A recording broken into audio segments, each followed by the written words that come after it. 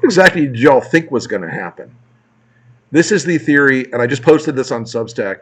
Republicans surprised when face-eating leopards begin eating their faces. Matt Gaetz was always going to betray Kevin McCarthy. Think about how it ended. The vote stopped, and McCarthy slinks off to defeat and agony. And what does Matt Gaetz do? He runs out not to rally the troops, not to get his caucus together, not to help pick a new leader, not to help reset the day. He runs out to a gigantic press gaggle outside. That's what counts in their world. The rest of the caucus, they're chasing the dragon of all this, of this chaos drug that they love so much. But here's the thing, and you got to watch the next 24 to 48 hours in the House. Yes, they have some people stacked up who are going to replace him. Yes, it's probably going to be Elise. But you could see today, none of those people understand what to do. They are completely lost. This is what happens when your party is completely untethered from principle, policy, reality, ideology, anything else. The entire thing now is about the most clicks, the most views, and Gaetz won that battle today. This is a completely postmodern party dedicated to spectacle and the adulation of Trump and Trumpism. So you're going to see much worse. It is going to get much worse. The Democrats did a smart move today. They didn't save the guy. They didn't put the paddles on his chest. They didn't bail him out.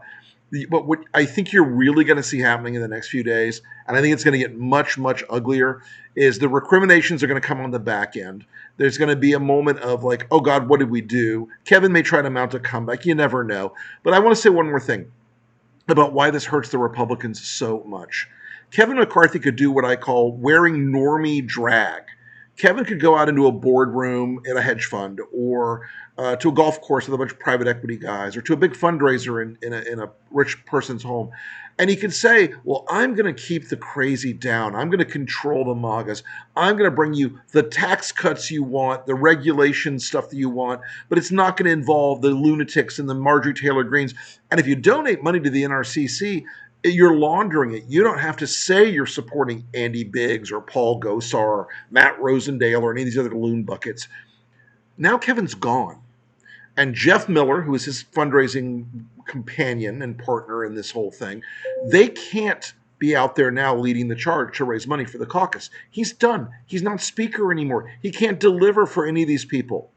So right now, the donors who've been comfortably giving to our old buddy Kevin, they have to face the fact that now they're giving to the loonies. Now they're giving to the crazies. Now the lunatics have fully taken over Bedlam. Built by the architect Robert Hooke, by the way, and a very interesting character in history. But nothing is going to be normal now. This is all going to go downhill. They're all going to find themselves locked in this bizarro world, alternate reality, where they're going to pretend that they can still raise money and recruit candidates for 2024 without McCarthy at the top of the thing. Maybe Elise could do some of that, but honestly, Kevin was very talented at that. He was very good at pretending. Elise is not so good at pretending. So anyway, it has been a really fun day. We're going to drag this thing on the breakdown, or not the breakdown. Sorry, I do too many streaming shows. We're going to drag this thing around on the strategy session on Resolute Square in a few minutes. It is going to be a lot of fun. Join us there, and we're going to tear it apart. Thanks, folks. Have a great night. And I know I will. And remember, face-eating leopards will always eat your face.